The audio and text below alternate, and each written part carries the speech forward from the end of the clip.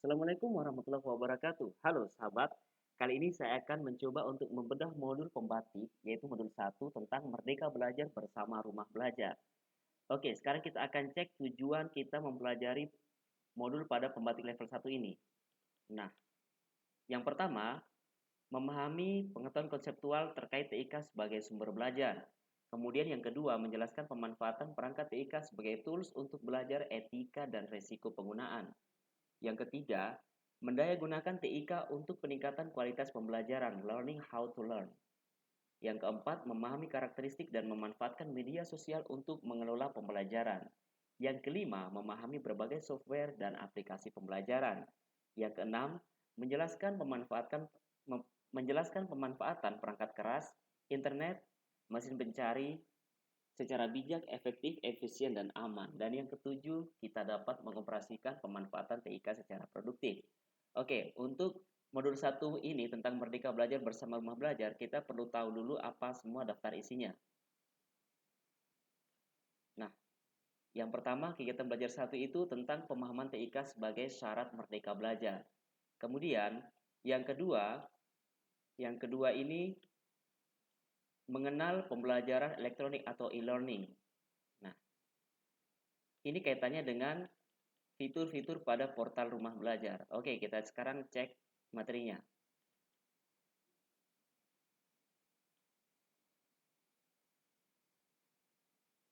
Nah, sekarang kita membahas dulu tentang Merdeka Belajar. Apa sih itu Merdeka Belajar? Jadi, kebijakan Merdeka Belajar akan mengubah paradigma guru sebagai informasi semata menjadi guru. Jadi guru ini hanya sebagai fasilitator saja dalam kegiatan pembelajaran. Nah, dalam hal pedagogi, kebijakan Merdeka Belajar akan meninggalkan pendekatan standarisasi menuju pendekatan heterogen yang paripurna. Artinya, siswa itu tidak lagi eh, dianggap semua memiliki kemampuan sama atau homogen, tetapi siswa itu dianggap sebagai sesuatu yang memang heterogen. Ya, memiliki kemampuan yang berbeda-beda, ada bakatnya yang berbeda-beda. Oke.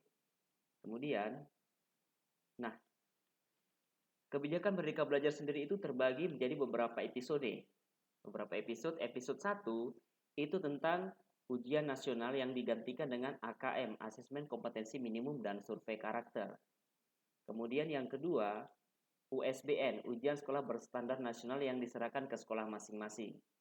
Kemudian yang ketiga, penyederhanaan rencana pelaksanaan pembelajaran atau RPP. Dan yang keempat, penerimaan siswa peserta didik baru dan sistem zonasi diperluas tidak lagi daerah 3T. Nah, ini semua adalah kebijakan Merdeka Belajar, itu ada 4. Yang pertama AKM dan survei karakter, yang kedua USBN, yang ketiga penyederhanaan RPP, yang keempat terkait tentang PPDB dan sistem zonasi. Kemudian episode 2 ini tentang Kampus Merdeka. Oke, cukup di situ saja. Kampus Merdeka. Berikutnya, yang episode 3 itu tentang bantuan operasional sekolah atau BOS ya. Nah, dana BOS ini peningkatannya lebih fleksibel lagi. Jadi, tujuannya untuk menyesuaikan dengan kebutuhan sekolah, terutama untuk meningkatkan kesejahteraan guru honorer. Kemudian yang keempat itu terkait dengan program organisasi penggerak. Nah, yang keempat program organisasi penggerak. Oke, sampai di situ supaya penyelesaiannya tidak terlalu meluas. Episode 5 itu tentang guru penggerak. Nah, kemudian yang keenam itu tentang transformasi dana pemerintah untuk pendidikan tinggi. Kebijakan Merdeka Belajar yang ke episode 7 itu tentang program sekolah penggerak atau PSP. Nah, jadi program sekolah penggerak itu merupakan katalis untuk mewujudkan visi reformasi pendidikan Indonesia yang berfokus pada pengembangan hasil belajar siswa secara holistik melalui 6 profil pelajar Pancasila. Episode 7 itu tentang SMK sebagai pusat keunggulan.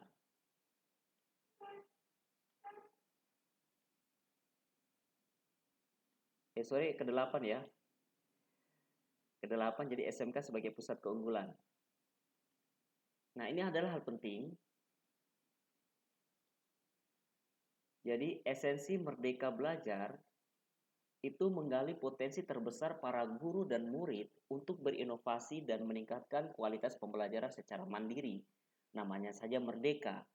Kalau semuanya serba diatur bukan lagi merdeka. Tetapi di sini bisa dilakukan secara mandiri, jadi guru bebas melakukan inovasi-inovasi. Tetapi inovasi yang dilakukan tak lepas dari dukungan teknologi yang dapat digunakan sebagai alat bantu guru dalam meningkatkan potensinya. Nah, ada banyak sekali teknologi yang kita bisa manfaatkan dalam meningkatkan kualitas pembelajaran. Salah satunya adalah pemanfaatan portal rumah belajar dalam pembelajaran. Oke, sekarang kita lanjut. Sumber belajar digital. Nah, sumber belajar itu ada offline, ada online. Ada yang bisa diakses secara online dan ada yang diakses secara offline. Nah, ada istilah pusat sumber belajar. Jadi bentuk awal PSB atau pusat sumber belajar adalah berupa perpustakaan yang berisi koleksi media cetak ditambah dengan koleksi media pembelajaran elektronik seperti video, audio, grafis, dan multimedia atau bahan belajar interaktif berbasis komputer.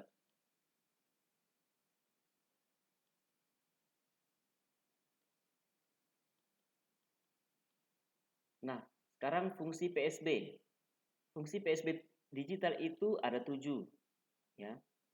Yang pertama untuk penyimpanan collecting, kemudian yang kedua untuk pelayanan atau serving, yang ketiga penyajian atau presenting, yang keempat pengembangan atau developing, yang kelima pelatihan atau training, keenam pembaharuan atau innovating, dan yang ketujuh berbagi atau sharing. Kita akan coba jelaskan satu persatu. Nah, ini sebagai penyimpanan. Nah, ibarat sebuah perpustakaan yang memiliki koleksi ribuan judul buku, maka fungsi dasar PSB digital juga sama, tetapi semuanya tersimpan dalam bentuk digital.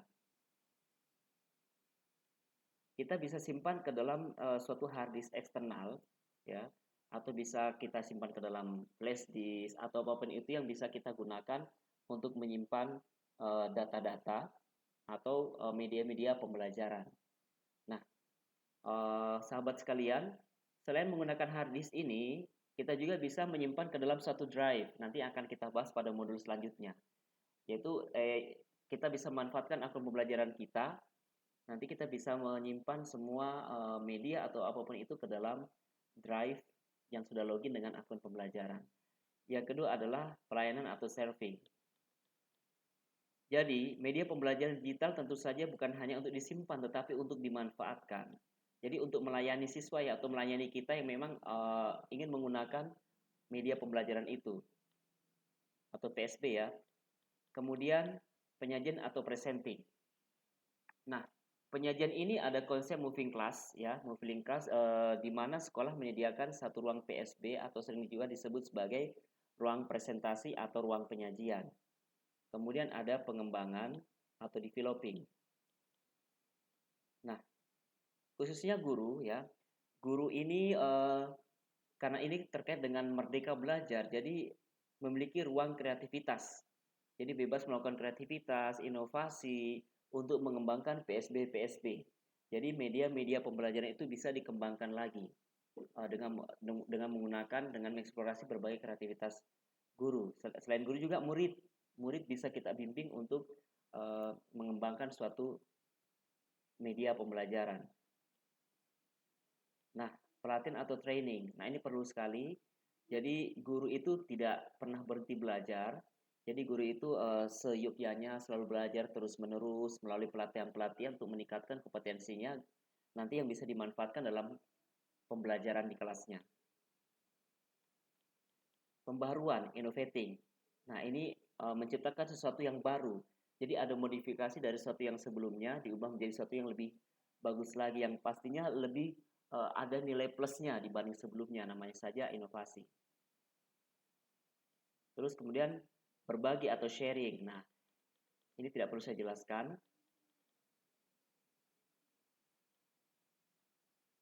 Lanjut tentang digitalisasi sekolah. Jadi, digitalisasi sekolah merupakan salah satu dari 8 program prioritas Merdeka Belajar 2021. Nah, digitalisasi sekolah ini merupakan program Kemendikbud yang merupakan salah satu program prioritas karena memang sekarang ini digital tidak bisa terlepas dari dunia pendidikan. Mau tidak mau, suka tidak suka, guru atau sahabat sekalian itu harus segera berinteraksi, harus segera mengintegrasikan diri ke dalam pembelajaran digital. Oke, sekarang kita lanjut mengenal pembelajaran elektronik atau e-learning. Ini kaitannya dengan rumah belajar. Nah, untuk mengakses rumah belajar, kita perlu mengunjungi ini situs belajar.kemdikbud.go.id atau bisa juga kita mengunduhnya melalui Play Store atau App Store. Ini merupakan beranda rumah belajar.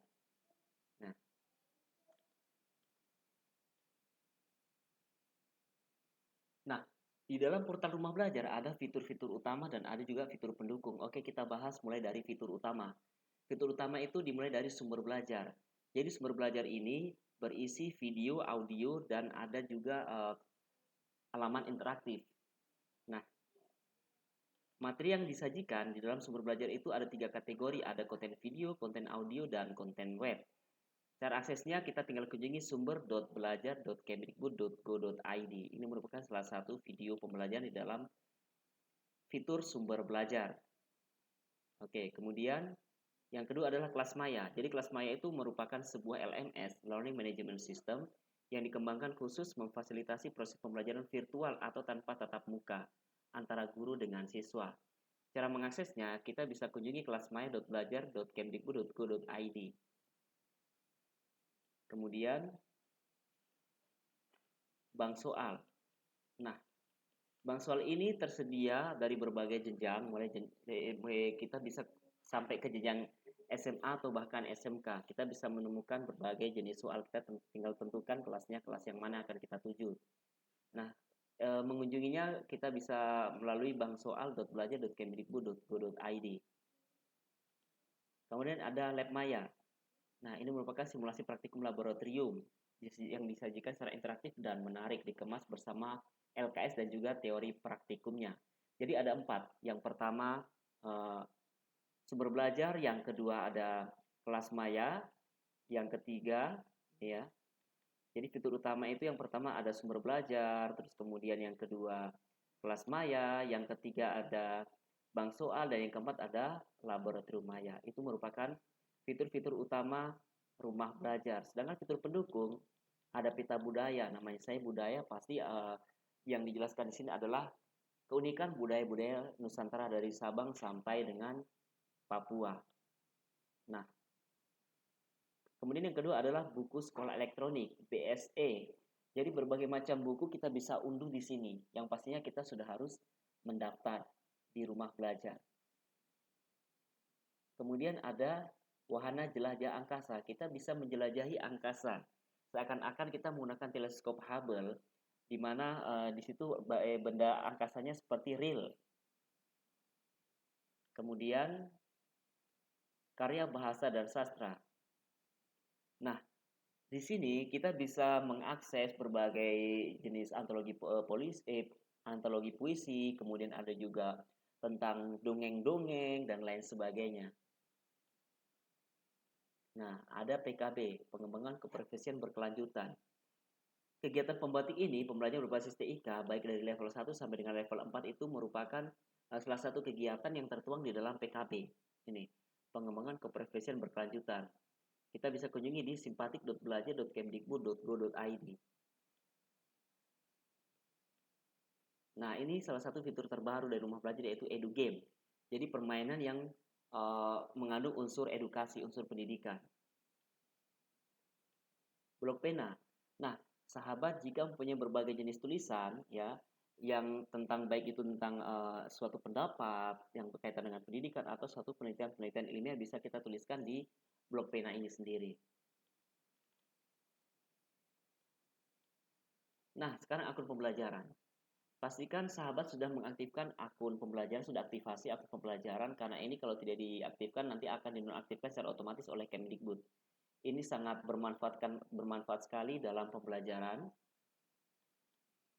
Jadi tujuan akun pembelajaran itu mendukung proses pembelajaran di satuan pendidikan melalui penerapan teknologi. Yang kedua, meningkatkan keterhubungan antara layanan pembelajaran. Jadi nanti akan menjadi satu pintu antara kita dengan Kemendikbud melalui akun pembelajaran itu. Sasaran akun pembelajaran itu mulai dari siswa SD sampai dengan siswa SMK ataupun siswa SLB. Kalau SD itu kelas 5-6, SMP kelas 7 sampai 9, SMA kelas 10 sampai kelas 12, SMK kelas 10 sampai dengan kelas 12 ya. SLB kelas 5 sampai dengan kelas 12. Kemudian ada pendidikan pada jenjang pendidik pada jenjang pendidikan dasar dan menengah. Jadi gurunya juga dapat, TU pun dapat. Ini tenaga kependidikan baik dari kepala sekolah maupun tata usaha, termasuk operator pastinya. Nah, mengapa dibuat dalam bentuk akun Google? Jadi yang pertama, akun pembelajaran otomatis mendapat akses ke aplikasi-aplikasi pendukung pembelajaran dalam Google Workspace for Education. Nah, ini adalah alasan mengapa dibuat dalam bentuk akun Google. Sahabat sudah tahu semua kan kalau akun Google itu luar biasa sekali. Jadi cabangnya sangat banyak, jadi pemanfaatnya bisa digunakan secara meluas. Nah, jenis aplikasi pembelajaran yang bisa diakses dengan akun pembelajaran. Yang pertama ada pos elektronik atau email, kemudian pengelolaan administrasi pembelajaran secara elektronik, kemudian ada penjadwalan proses pembelajaran secara elektronik, dan sampai dengan rumah belajar Kemdikbud untuk materi pembelajaran. Cara mengakses akun pembelajaran ini dilakukan oleh operator sekolah, masuk melalui laman pd.data.kemdikbud.go.id, kemudian mengunduh dokumen CSV yang berisi user ID dan password dari semua baik guru, kepala sekolah, tata usaha maupun siswa. Kemudian operator itu mendistribusikan semua akun pembelajaran kepada setiap pengguna. Setelah itu baru setiap pengguna itu melakukan aktivasi melalui emailnya masing-masing, yaitu mengunjungi alamat mail.google.com. Kemudian menyetujui syarat tentang, setelah itu baru mengganti passwordnya. Keamanan akun pembelajaran, sudah pasti akun pembelajaran ini sudah mendapat perlindungan yang luar biasa dari kementerian. Jadi rahasia data dan sebagainya itu sudah terkunci rapat, jadi tidak bisa lagi susah untuk dijebol oleh hacker-hacker yang tidak bertanggung jawab. Jadi Bapak Ibu, sahabat sekalian tidak perlu ragu lagi untuk memanfaatkan akun pembelajaran dalam pembelajaran. Oke, modul 1 Merdeka Belajar bersama Rumah Belajar selesai. Silakan buka kembali modulnya, kemudian jangan lupa untuk mengerjakan latihan-latihan soal di sini. Kemudian ada soal-soal juga di dalam kelas simpatiknya sahabat sekalian. Sekian dan terima kasih. Mohon maaf bila ada sesuatu yang kurang. Sampai ketemu di pembahasan pada modul 2. Wassalamualaikum warahmatullahi wabarakatuh.